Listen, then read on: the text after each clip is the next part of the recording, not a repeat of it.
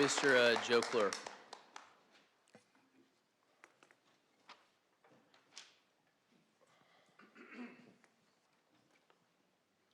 Good afternoon, Joe Kleur, a Vistancia resident. All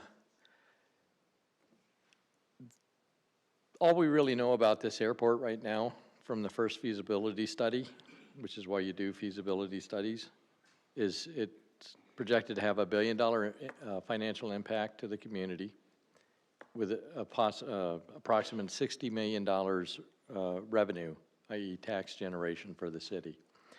The other thing we know from that feasibility study is that there's clearly a need for an additional municipal airport.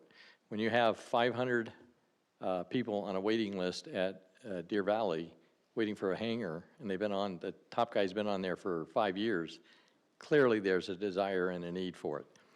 We don't talk too much about the Scottsdale Airport. I don't think that they are having any problems, and obviously if you do it right, it can be a very positive thing for the community.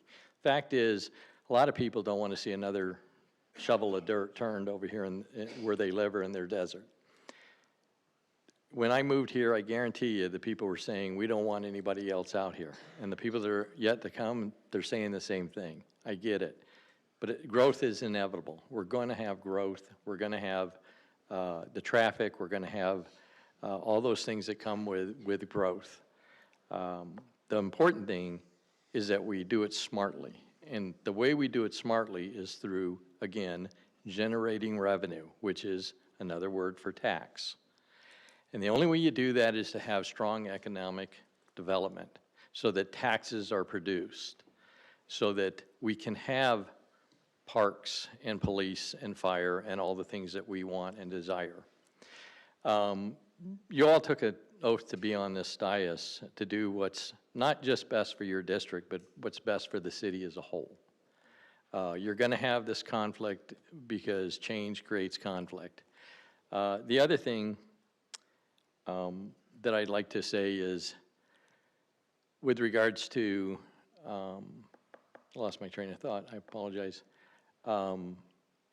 What's really going on, in my opinion, as much about the airport and all the other things is, you may not be aware of this, but there's an election coming up.